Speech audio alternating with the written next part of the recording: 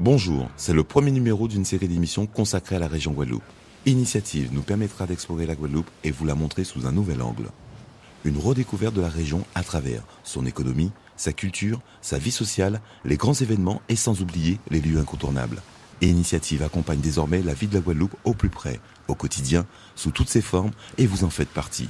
Au sommaire aujourd'hui, la nouvelle appellation Route du Rhum Destination Guadeloupe. Nous parlerons de l'enjeu touristique, de la formation au métier de la mer et de l'aide de la région à l'hôtellerie. Et pour commencer notre aventure, direction l'Hexagone. C'était le 6 décembre 2013 à Paris. Ce jour-là, la Route du Rhum écrivait une nouvelle page de son histoire en devenant Route du Rhum Destination Guadeloupe. L'événement s'est déroulé en présence de nombreux élus, de décideurs économiques, de promoteurs touristiques et de professionnels de la voile. Je voudrais vous remercier l'ensemble des Guadeloupéens. Je souhaiterais rappeler que cette course est la plus fortement attachée et identifiée à des territoires. Bien sûr, elle est liée à Saint-Malo et à la Bretagne, mais également à la Guadeloupe. La Guadeloupe est dans l'ADN de la Route du Rhum. Cette nouvelle appellation, Route du Rhum Destination Guadeloupe, est le résultat d'un long partenariat entre la région Guadeloupe et la société Pendwick. L'aboutissement d'une aventure née il y a 35 ans. L'année 2014 sera celle de la 10e édition de la Route du Rhum, pour laquelle la Guadeloupe a un véritable attachement, à tel point que l'on pourrait même la considérer comme faisant partie de notre patrimoine sportif et culturel. La région Guadeloupe a décidé d'être le partenaire majeur de cette Route du Rhum, c'est-à-dire que cette Route du Rhum sera dorénavant la Route du Rhum Destination Guadeloupe. Pour l'édition 2014, la collectivité régionale accompagnera pas moins de 3 skippers. Cette transatlantique en solitaire, course mythique par excellence, constitue incontestablement un enjeu majeur pour la destination Guadeloupe. Le défi touristique vise une montée en gamme des prestations. Pour y parvenir, l'accent est mis sur des projets de nouvelles créations, mais aussi sur la modernisation des structures hôtelières existantes. À terme, l'archipel se donne pour objectif de mieux séduire une clientèle aisée à travers une destination de qualité. Exemple, l'hôtel Bois Chic à Saint-François résiste mieux à la crise grâce à un effort de modernisation. L'élément dominant étant le bois, des matériaux de récupération et des choses qui ont attrait à l'écologie, à un art de vivre. Cette montée en puissance de l'hôtellerie ouvre incontestablement de nouvelles perspectives.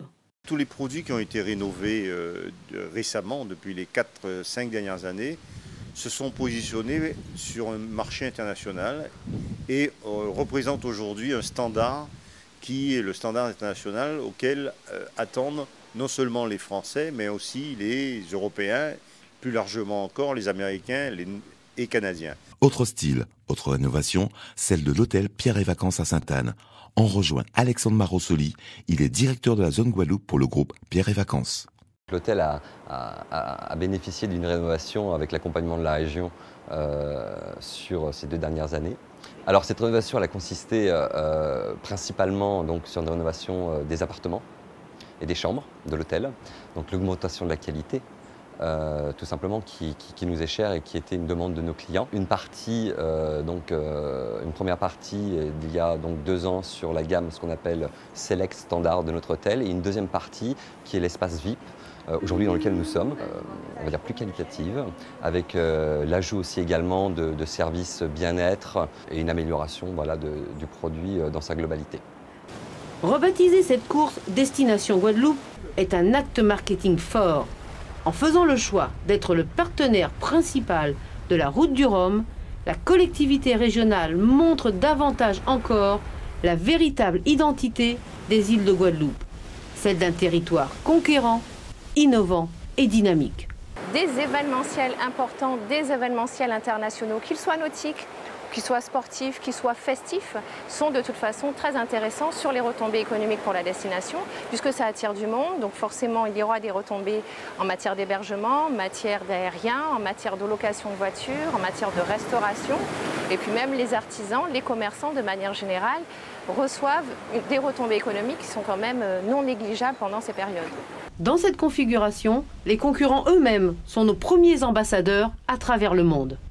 Où je pense même à Hélène MacArthur, donc cette jeune Anglaise là, qui a porté aussi très haut la destination Guadeloupe à Londres à son retour. Donc ce sont des ambassadeurs qui sont importants. Tous ces acteurs, navigateurs, constructeurs, enseignants participent à la culture du nautisme. Désormais, l'archipel dans son intégralité se tourne vers l'océan et capitalise ses acquis. Nous sommes à Gourbert, au lycée de Blanchette. Cet établissement dispense les formations au métier de la mer et à la maintenance nautique.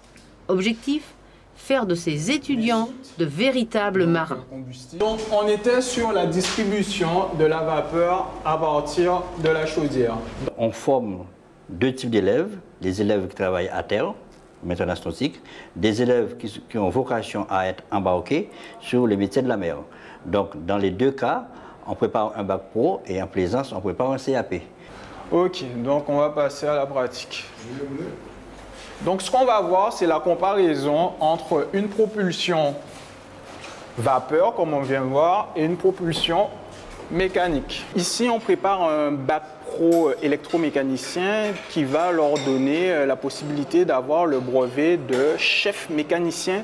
Donc en Guadeloupe, on a des embarcations de faible puissance. Donc avec leur brevet 3000 kW, ils pourront naviguer sur la majorité des navires présents sur l'île. Parmi les exercices pédagogiques, les simulateurs. Ils reproduisent les multiples situations possibles en pleine mer.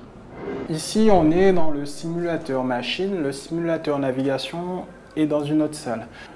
Donc ici, vous avez les commandes moteurs. Donc ici, ça réagit vraiment comme sur un navire. En plus de la conduite normale du navire, on va aussi générer des pannes pour exercer l'élève à pouvoir réagir correctement en situation de crise. À chaque édition, la Route du Rhum est le support idéal pour ces futurs professionnels de la mer. Ils passent de la théorie à la pratique. Après le lycée, certains élèves poursuivent leurs études dans les écoles de marine marchande à Nantes ou à Saint-Malo. Mais la majorité reste en Guadeloupe pour intégrer les chantiers navals, comme chez Forbin, à Pointe-à-Pitre, où la construction de bateaux se transmet de père en fils depuis 4 générations. De cet atelier sortent des embarcations de 15 à 40 pieds, mais aussi de petits 4 mètres. Entre industrie et artisanat, Jean Forbin, responsable de la société Forboat, garde le cap. Les élèves formés, il y en a, parce qu'il y a 3 lycées qui forment des élèves au métier de stratifieur. Mes employés, la plupart d'entre eux, ils sortent des lycées. C'est pour ça qu'on prend des stagiaires toute l'année et pendant les stages, on peut détecter celui qu'on veut. Le Fonds européen, dans tous les panneaux, ils ont investi sur un dock flottant. Autre diversité locale, la maintenance des bateaux par le biais du dock flottant. Ce dock, c'est tout simplement un ascenseur à bateau. L'embarcation est positionnée au-dessus de la plateforme submergée, qui, lorsqu'elle remonte, soulève le bateau et le met au sec pour procéder aux réparations. Il y avait vraiment un gros potentiel de navires, mais on n'avait pas les outils forcément adaptés pour mettre ces bateaux à sec pour l'entretien.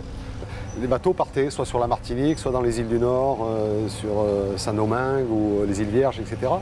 Il faudrait quand même arriver à un moment que la Guadeloupe puisse s'équiper de cet outil pour pouvoir garder les navires guadeloupéens en Guadeloupe pour les réparations et après qu'on puisse développer les métiers qui sont dans la réparation navale autour. Mais il fallait déjà l'outil. Je voulais savoir comment tu voulais procéder avec le patin. Ouais. Je ne veux pas les panner tout de suite. Voilà, ceux-là Demain aussi. matin, ceux-là. Ouais. C'est-à-dire je remets tout, ceux-là. La construction du dock flottant a duré 12 mois, nécessité 12 000 heures de travail et a mobilisé 10 emplois à temps plein. Il a fallu s'équiper pour pouvoir être réactif au quotidien, tous les jours, pas attendre quand on nous envoie des pièces découpées, etc. Donc ça a été un pari qu'on a fait et qui a bien marché.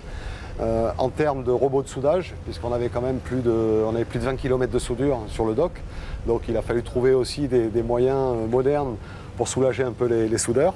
Donc ça c'est la partie technologique, des moyens de manutention aussi, puisque c'est des grandes tôles, hein. On a travaillé sur des formats de 12 mètres de long. Il a fallu aussi gérer les 14 ou 15 conteneurs qui ont servi pour l'approvisionnement des matières premières. Cet outil, commandé par la Marina du Bas du Fort, a été livré en août 2012. Financé en partie par des fonds FEDER et régionaux. Il reste unique en Guadeloupe dans cette catégorie. Sur l'île, il y a aussi tous ces futurs marins qui rêvent de participer à une course au large. Dans le cadre du développement du plan nautisme, la région a créé en mai 2012 la structure Guadeloupe Grand Large, en partenariat avec la SEM Patrimoine. Sa vocation première, former des passionnés au métier de skipper. Voilà, alors on leur donne sur les 2 années une double qualification, puisque on est centre de formation au métier de la course au large. La course au large, c'est bien sûr le skipper qui va mener le bateau à la victoire, mais avant, il y a souvent 1, 2, voire toute une équipe de personnes qui vont préparer ce bateau. Tous seront skippers, mais tous ne seront pas sans doute skippers de course dans le groupe de la première promotion. Les autres seront skippers aussi, skippers de charter, de bateaux de plaisance. Dans cette formation, l'accent est mis sur des exercices grandeur nature. Ces jeunes naviguent sur des Figaro Beneteau, des monocoques de 10,30 m, de vrais bateaux de compétition. Un bateau qui va aussi bien convenir à des courses en équipage, jusqu'à 4, voire 5, pourquoi pas, aussi bien des courses en double ou des courses en solitaire, le tout en parcours côtier ou en transat. C'est le cas de la G2R, un de nos objectifs pour avril 2014. Tous ces jeunes ont des motivations personnelles, mais collectivement, ils partagent la même passion. La région a mis en place cette formation qui tombait impeccablement pour moi, qui m'a vraiment motivé parce que c'est quelque chose dont je rêvais. Et c'est vrai que dans cette formation, il y a la préparation de skipper et de préparateur de bateaux. Moi, je me dirige plus vers la préparation des bateaux. Bien sûr, pour être un bon préparateur, il faut être un bon navigateur. Où ça correspond à mes attentes. Je ne pourrais pas faire une traversée. Donc c'est l'objectif de cette formation. Donc on se prépare pour et on se forme. Site d'initiation par excellence, les bases nautiques de l'archipel permettent aux plus jeunes de mettre le pied au flotteur. Parmi ces nombreuses structures, celle de Sainte-Anne offre une panoplie d'activités allant de la planche à voile au canoë-kayak en passant par l'optimiste. Moi je suis passionnée de planche à voile, d'optimiste, tout ce qui est nautique. Je fais en dehors du collège et dans mon club qui est là-bas et en collège avec Madame Cariou. Et à l'UNSS, je viens le mercredi après-midi. Non, on fait de la planche à voile, de l'optimiste, du kayak, du paddle et on fait aussi du sport en dehors. Donc, depuis la 6e, on fait une semaine sur 2 de la voile et de l'optimiste. Pour démocratiser l'accès au nautisme et intéresser le plus grand nombre à ces activités, des événements grand public sont proposés, comme des journées portes ouvertes. Alors c'est tout à fait notre rôle de créer des vocations chez ces jeunes qui n'ont pas forcément accès ou qui n'ont pas forcément la culture de venir faire des sports nautiques.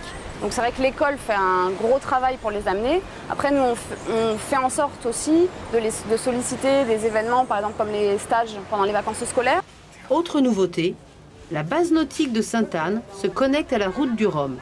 Elle invite la population à rejoindre cet événement international. C'est l'atelier technique où on a tout le petit matériel pour pouvoir entretenir le matériel, réparer. Donc le but ce serait de suivre un coureur donc de la route du Rhum et ici une ambiance de PC course et de centre de supporters, donc en lien avec les scolaires aussi, donc monter des projets avec les enseignants de la ville de Sainte-Anne mais d'autres communes. Incontestablement, le plan nautisme de la Guadeloupe se construit résolument. La région a pris le bon cap. Et avec cette nouvelle appellation, Route du Rhum, Destination Guadeloupe, l'image de notre archipel sera dans tous les commentaires. Guadeloupe, destination nautique, devient plus que jamais une nouvelle trajectoire pour notre économie.